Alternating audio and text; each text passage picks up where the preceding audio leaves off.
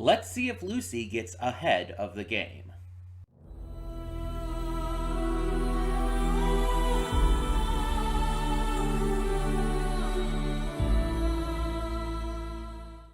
Hey everyone, welcome to Princess of Gay. I'm your host Connie, and today we are here with episode 3 of Fallout.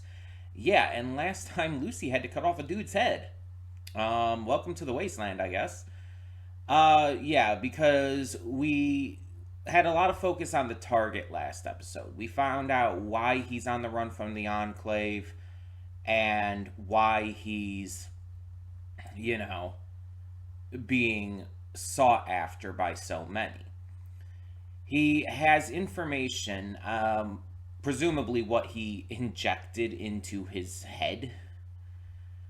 He has information, presumably on the Enclave and stuff that could, maybe turn some things around in the wasteland, turn around the power dynamic. And everybody wants it. Most notably, we find out that Lee Moldaver wants it. The father stealer from the first episode. And that's really interesting because there was already a big mystery with her on how she knew Lucy and everything, and specifically her mother, saying that Lucy looked like her mother. Why she took Lucy's father, and so on and so forth. A lot of big questions with that. So, the fact that she wanted the information that this doctor had is pretty wild. But even though the doctor seemed to know even just a lot of other information on his own, he did not end up making it through the entire episode alive. Well, he kind of did. He died at the very end of the episode, but there was a little bit after. See, because in the city of Philly, which is this like junk town that kind of acts in the same way as the starter town in Fallout 3. I can't think of the name right now, but it's the starter town you can choose to nuke or not and everything. But it kind of acts like that, and it's a junk town. It's made of junk. It's purveying junk and stuff. A lot of traders come through there. And while there, Lucy ends up coming across him again because she had met him in the wastes and everything. But she's not the only one. The ghoul is there, and he's out to hunt his bounty. He shoots off the dude's leg, which ends up kind of spelling the doom for the doctor. And after a gunfight that involves Maximus, who appears as well, having taken his knight's power armor after a Yaogwai killed Titus. He kind of distracts the ghoul long enough for Lucy and the doctor to get away. The doctor having a new prosthetic foot because of his getting blown off and all. Though the prosthetic's not great and, just causing a lot more pain, causing him to bleed out and everything. And so they get only so far into the wastes before he basically says, fuck it, I'm taking a cyanide pill. Just kind of out of nowhere, too. In fact, we don't even see him take it. They stop for a rest, and he tells Lucy, it's like, no, we're done. She's like, no, we're going to make it. We're going to do this. And he's like, no, I've just taken a cyanide pill. I'm done. And he's like, you got to cut off my head. If you want Moldaver to do whatever you want her to do, you got to cut off my head and take it with you. And she does it. But yeah, during the entire fight that ensued before, the ghoul had seemingly killed the dog companion of the doctor, who was a genetically engineered and everything dog from the Enclave. And luckily, probably because of the genetic engineering, the dog survived, and the ghoul was able to stim pack it, and is going to use him to track down the doctor, even though we know where that's going to go. And on top of that, Maximus, his systems kind of got fucked with by the ghoul, who clearly knows power armor. It mentioned in episode 1, like in the pre-war scene at the beginning, that he was a soldier.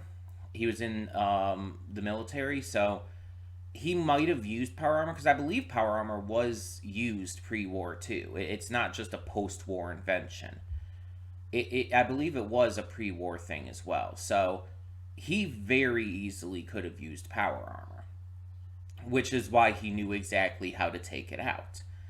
It caused Maximus to basically lose control and fly away and, crash next to a toilet, basically. So that's fun. And so, even though all three of our main characters had met up, they are now split apart again. So, yeah, don't know where this is going to go from here. Don't know what's going to happen next. But there's a lot of stuff, even from the trailer, that we haven't seen yet. So, including one thing that I'm actually surprised we haven't seen yet. One thing that I kind of thought was going to be like almost at the beginning of Lucy's time in the Wasteland. I'll talk about that when we eventually get to it, though. Just so I don't spoil you in case you haven't seen the trailer.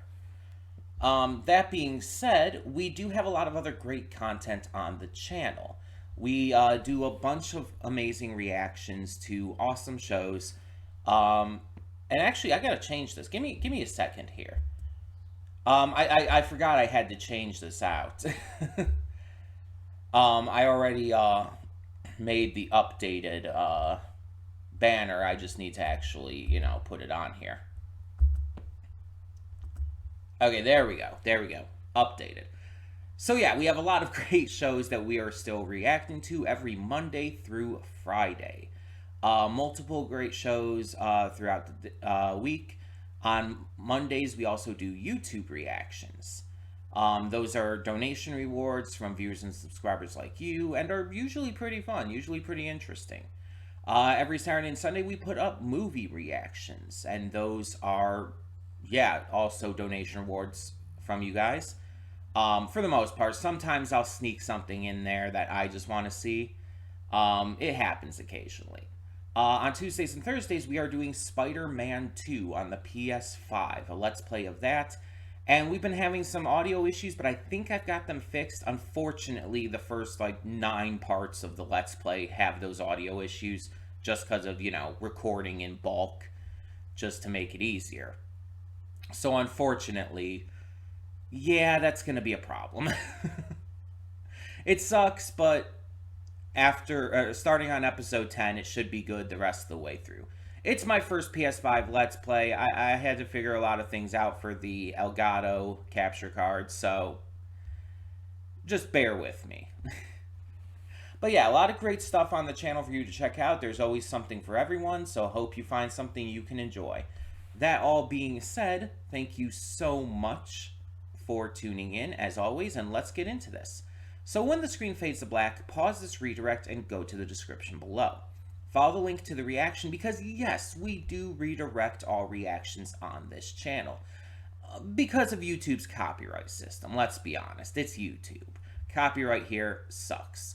So because of that, we have to redirect everything just to keep safe, just to stop from getting any strikes or even getting the channel terminated. Dealt with that before, don't want to deal with it again. So, yeah, we're just keeping safe, but on the plus side, that does mean all of you, and yes, I mean all of you, get to see the full reaction for free. That's right, free. No Patreon, no paywalls, not even having to sync up your own copies. So, I think that's pretty swell, honestly. That everyone gets to just see the full reaction in its entirety for free. And after you watch it, you can come back here to the redirect and resume play. Because after it fades to black and then fades back in, everything from that point forward will be my afterthoughts and will contain spoilers to the episode. So, that being said, thank you so much for tuning in, and I will see you at the reaction. And we are back, and we'll begin with spoilers in 3, 2, 1, now. So the Gulper. The Gulper was something from the trailer that was like notable, very memorable, and now we got to see it. Um, and yeah, I would say that's a very memorable enemy. I can imagine like in game trying to fight something like that. That would be insane. um, I don't entirely know what happened at the end there, though. The end of the fight. Like, let me go back and look at that real quick. It looked like the finger like tendrils inside it, which by the way, gross. Like got like some kind of taste for Thaddeus, and then it like threw him up,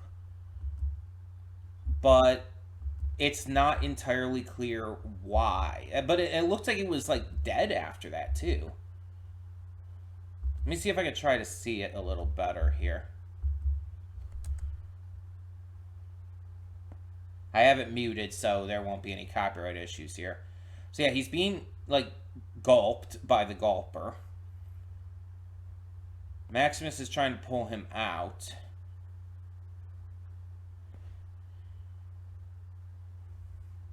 Trying to see here.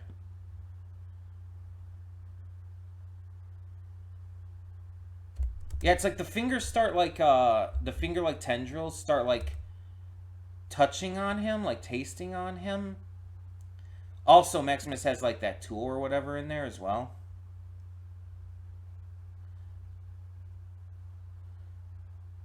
Yeah, all those tendrils that look like fingers, which really fucking gross, by the way. They start like feeling him. The eyes widen. The eyes of the gulper widen, and it just like it starts loosening him, and it starts spitting up. And I don't know if that's like its stomach or whatnot. That it like spit up like part of itself from the inside. It's like inside out. That might be its stomach. Like certain frogs can do that, and all I know. I have no idea why, but it looks fucking dead. It looks really fucking dead. I have no clue. I don't know. I can't figure out like exactly what happened there. If someone could maybe clarify that if they know, I don't know. But we actually got to see a new perspective this episode. We got to see Norm's perspective back in the vault. This is something we haven't really checked back on yet. So I'm very interested that we are doing so. So we see that they've actually captured some of the raiders alive, like I think they said like 16 or so. Um, and they're keeping them in, I think they said the rec room, which they've kind of repurposed as like a holding cell. So that's very interesting in and of itself. They're kind of using that.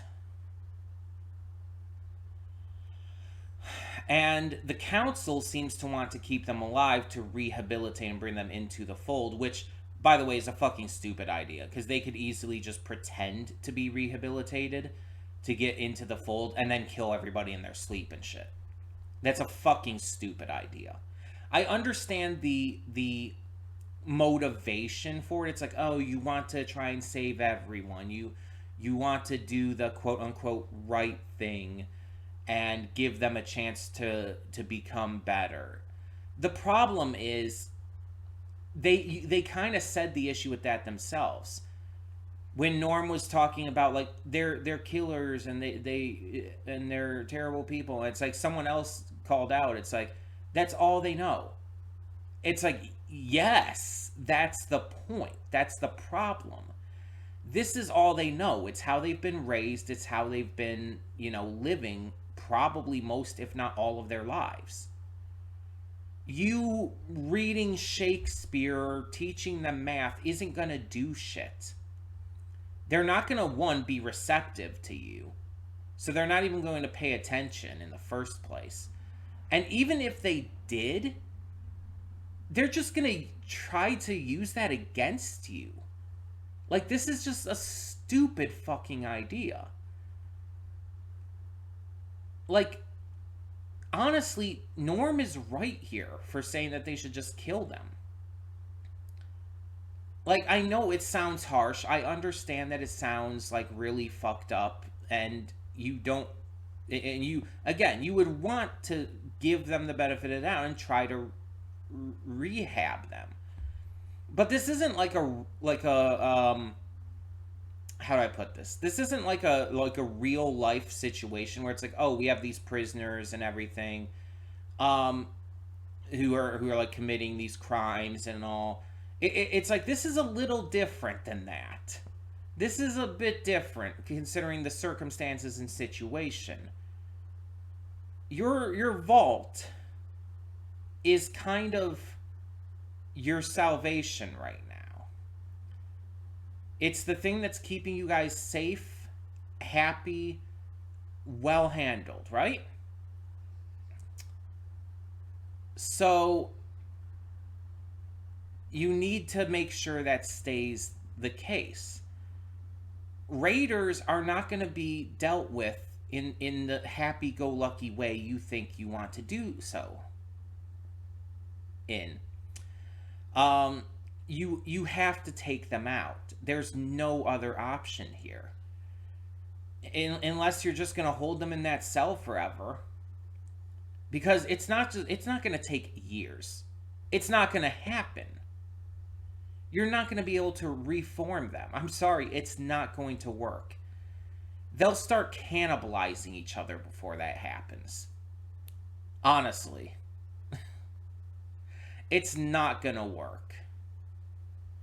And on top of that, you basically have 2 months now. Like, there's a hard limit because the water chip or whatever is broken. You're fucked in so many ways. Unless you can somehow get the water working again and fixed and everything, which I think is probably pretty damn unlikely. Like, you're going to have to go out into the wasteland anyway, or just die with your stubbornness. It's like, this is just not going to work. And the thing is, the worst part of it is that they'd probably choose the latter option, most of them at least. Because they're vault dwellers.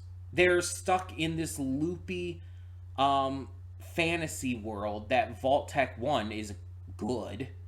And also beyond that, just that this is like the best option. That they have to stay in their vault, that it's safest even without fucking water or something. It's stupid. It's absolutely dumb. But you know they're going to do it. You know they will.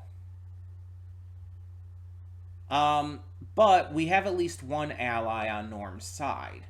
I don't remember her name, but the blonde lady who now has the eye patch and everything, Lucy's friend, she's on Norm's side, and she is probably going to help him figure something out here. So, let's go into our 3 main characters. Let's start with Maximus. So, Maximus is dealing with some assholes who are trying to steal his power armor and all. And he manages to do so. It takes him a bit of work, and he has to keep going even though he keeps getting beat up by them, but he does eventually take them out, especially after he crushes one's head by getting his arm into the power armor. He just has to get his arm in there and is able to just big squish this guy's head. It's pretty gnarly. It's like, even just the instant like he got his hand in there, I knew he was going to grab him, do something. No, I was thinking he was going to punch him. But no, instead, when he grabs his head, it's like, I've talked before how I don't like imagery of like larger characters or creatures or whatnot grabbing someone smaller than them by the head or the face or something, especially if they like lift them up or something. It freaks me out, and I can't like express exactly why. I think it's like a power dynamic thing, something like that. It freaks me out in like a very visceral way. So I don't know how well it showed, but I was very uncomfortable even before the head squish. Actually, the head squish I think helped. Which sounds fucking insane, but I think it helped bring me out of just the manhandling aspect of it, and and the head squish with the effects and the gruesomeness of it. It took my attention away from the manhandling to more of the gore aspect, which I can weirdly handle more. Again, it sounds insane. It sounds absolutely mental, but I can weirdly handle gore a lot better than manhandling. Like I said, I don't know exactly why, but it freaks me out in a completely different way. And there is some gore stuff that does freak me out. Like I've said in the past, anything to do with the eyes really just freaks me out. Like I can't even get my fingers close to my eye without my eyelid like snapping shut, because it's a natural like fear. And I've like, for example, never been able to wear contacts because of that. Like even if I try to hold my eye open, it does not work. I just like get very anxious and like scared. It just freaks me the hell out. Plus my eye is like, even if I'm holding it open, is trying to shut when I do that. Oh, but yeah, either way, Maximus ends up getting a call, or Maximus. No, I'm right. Titus is is the name he's assuming, his knight's name, who's dead. What did he do with? Did he bury Titus? I don't remember if it actually showed. Either way, um, so he gets a call on the intercom, and the Brotherhood says, "Oh, we're gonna deliver you a new squire," because he tells them his squire died and everything from an abomination, which I guess is what they're calling the mutated animals and stuff. So he tells them that, and they're like, "We'll deliver you a new squire." He's like, "No, don't," and he starts freaking out so bad he just tears out the intercom, the radio. And so the squire they end up delivering, though, ends up being Thaddeus. Thaddeus was one of the punks that were beating up on and bullying Maximus back at the Brotherhood's base and all. And we kind of find out why. Surprisingly, Thaddeus apparently was in Maximus's position originally, and he started beating up on Maximus because he wanted to feel that power. He wanted to be on the other end, basically, which is a real thing. There are people who absolutely were victims of bullying who end up becoming bullies in order to feel that power, to have that kind of control. And it's actually really sad when you think about it. Because it's like, these are genuine victims who are only trying to take control back in their life, trying to take that power back. And it's not healthy and it's not right, and what they're doing obviously is still bad. But it's also really sad that victims of abuse can become abusers. Luckily, you can get out of that. And I think I was kind of in a similar position. I wasn't like physically abusive, but I was I was taught from a young age some bigoted things, and I ended up, because of that, as well as, some emotional and mental abuse I got growing up. Not as much physical abuse, but there was some. I ended up kind of turning that bigotry and emotional abuse towards others. And luckily, I have, with help from others and just, learning to stop being an asshole, I did manage to work my way out of it, but it wasn't like an instantaneous thing. It took time and effort, and I had to actually, put forth, like, again, effort to change myself. And people can do that. And with physical abuse, too, physical bullying as well. In this case, it definitely isn't a physical thing as much with Maximus. Even though he was physically bullied, he's like, with Thaddeus, he's not doing that with him. He seems to be more like just lording his power over him because Thaddeus thinks he's Titus and all. But we also see that Thaddeus seems to be actually pretty repentant over how he treated um, Maximus. He even says like that Max was a good guy and that he regrets what he did and that he wishes Max could have lived, even though he doesn't know he's talking to Max. He wishes he could have lived so that he could have gotten to feel that power, not knowing that he kind of is doing that right now. It's kind of portrayed as this law of the wasteland thing, this idea that it's like that's just how you survive, and that even comes back into play with the ghoul and Lucy, but I'll get into that later. Um, but yeah, they continue on their journey. They're tracking using a radiation tracker to follow the trail, as well as just tracks in the sand and all. They end up finding the gulper, and that's where they have like the final quote unquote fight with it, where the weird thing with it throwing up and all happens. Still don't know what happened there, but they defeated it. They got the head now, so that's really interesting. Meanwhile, Lucy is kind of going throughout, and that's when she comes upon the gulper, and it takes the head from her. It takes a bunch of stuff from her, and she's trying to get it back, but ends up not being able to. The ghoul comes along, confronts her, and tries to help get it back as well, though using her as, bait. But things don't work out. She ends up using his pack to try and get the gulper off of her, which works, but it also smashes up the ghoul's drugs, which he's pissed about.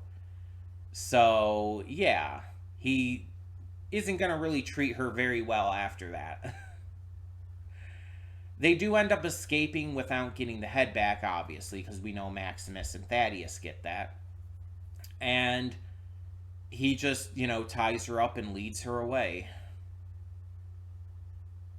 taunting her with water and stuff, which I'm kind of wondering if the water that was in his canteen was irradiated and maybe that's why he didn't give it to her.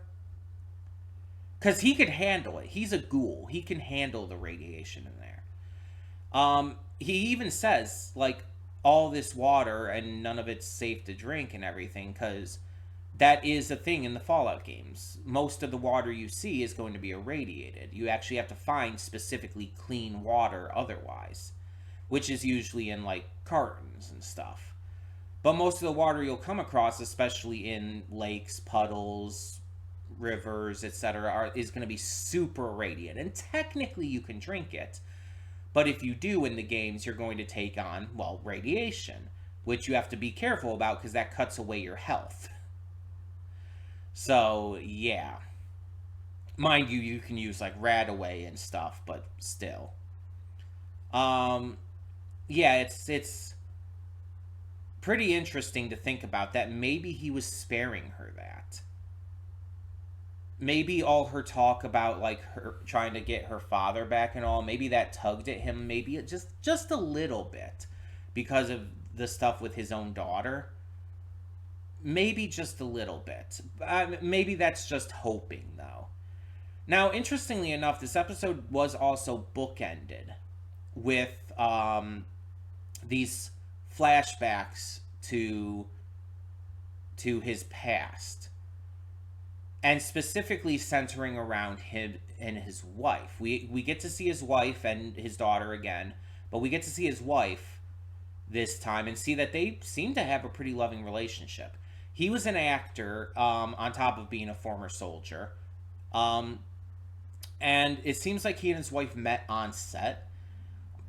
Now, his wife also had some connections, and we find out in the final scene that she used those connections to get him in as an advertising face for Vault Tech, which is really interesting. I feel like it kind of makes a lot more sense though with these flashback scenes in this episode, because in the first episode, in the cold open, I was kind of wondering, okay, this guy's a former soldier. Why is he here? Why is he at this children's birthday party? Is he like just doing this as like a new gig? But like people recognized him and it's like, do the thumbs up thing. It's like, so I was kind of confused as to that. But now we got the full explanation, even where the thumbs up thing started. We find out that he is an actor. He did movies and stuff. He wasn't just a former soldier, and so that's where his popularity and everything came from. And I guess like doing the children's birthday parties and all is kind of a step down, but you know, I mean, anything for money, right? But yeah, we also see that the thumbs up thing was something he just kind of thought to do during this photo shoot for Vault Tech, for the adverts and all. And apparently that is something that stuck. Now, this is presumably still after his time in the military. So I guess at this time he just didn't like think much about the connection with the bombs because I guess maybe at that time there wasn't really the threat of the nuclear war happening. Because in the first episode, when he was asked to do it, he's like, given the circumstances, you know, being on the brink of nuclear war, I don't think it's appropriate, and that's why he has to explain to his daughter what it means. So yeah, I'm assuming it's just because at that moment where that scene took place, it probably wasn't the big threat at that moment. It looked like the daughter was around the same age, maybe a year younger. I would maybe guess. So this happened like not too long before the events of the cold open. Um, but yeah, it's interesting too because we saw that he kind of seemed to side with Vault Tech. He seemed to be like, oh, I like what you guys are doing. I trust you and everything. But in the current day, as the ghoul, we see him shoot the Vault Boy in the head on that billboard, showing that he does not like or trust them anymore. Which, I mean, mind you, 219 years later, in the, you know, post-apocalyptic world, he's a fucking ghoul who shouldn't even be alive. But the fact that he is, it's like, you know, he's yeah, he's probably not very happy with them for a number of reasons. It makes sense. It makes sense. Though I am kind of curious exactly what happened still. Like, exactly, like, because the last thing we saw was him and his daughter, like, riding away on the horse. We don't actually know exactly what happened. Like, we don't know if his wife and daughter made it into a vault. We don't know if they were killed when the bombs went off and they just weren't able to get to anywhere in time. We don't know. Hell, they could have been turned into ghouls too, for all we know. They might have even gone feral. But we don't know. The fact of the matter is, like, we don't have that information yet. And we'll probably get it. I'm sure we will. I'm just really curious as to what it's going to be. Obviously, do not tell me. No spoilers. I wish to continue as spoiler-free as possible. But yeah, this is really interesting. Um, this episode continued along with what we were going with and gave us a lot of interesting depth to other characters like Norm. I'm really liking Norm. Like, Moises Arias is doing a great job. I've talked before about how he was Rico in the Hannah Montana series and all. And it's like such a very different character. But it's like, I don't know like what other roles he's done since Hannah Montana and everything, but he's a good actor. He's doing a great job here. He really sells this character well and is just he's great. I'm really enjoying him. Especially with this episode, like getting to delve more into that. I like his kind of like sass towards the council, especially, and seeing him like go about like how he has no enthusiasm for any job he's been given and is kind of like using that to taunt them almost. It's like, what can you do to me, someone who has no enthusiasm for everything I've been given? It's like, how can you demote me? He's like taunting them, and it's great. their option is to give him like feeding duty for the prisoners, the Ravagers, Raiders, not Ravagers, Raiders. So that's pretty interesting. And he doesn't seem to like it, but I mean, I guess that's no different than anything else he's had. I will say, we still have not seen the scene I was talking about in the pre thoughts, the one that I thought was already going to happen from the trailer. We still have not seen that. And I'm actually really wildly curious about that. Because like I said, I thought that was going to be like near the beginning, like shortly after she got out of the vault. So I'm really surprised that we have not gotten that yet. I have no idea how it's going to happen at this point. I'm curious though.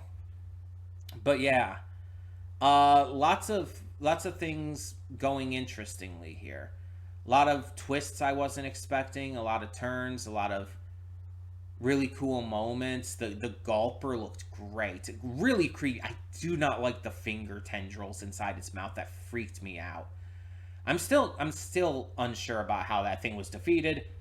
Do not understand that. But again, if you could maybe shed light on that, I guess that's not a spoiler. So unless they actually do say that in like the next episode, um, but yeah, let me know your thoughts, I guess, either way. But all of that being said, we do have a lot of other great stuff to check out on the channel.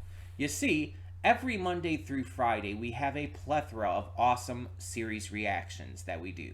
And on Mondays, we even do YouTube reactions, which are mainly just donation rewards from viewers and subscribers such as yourself.